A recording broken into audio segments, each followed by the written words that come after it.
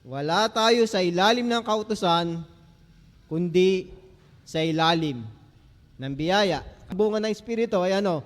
Pag-ibig, katuwaan, kapayapaan, pagpapahinud, kagandahan loob, kabutihan, pagtatapat, kaamuan, pagpipigil, laban sa gayong mga bagay ay walang kautusan. Di ba mga kapatid? Yan po.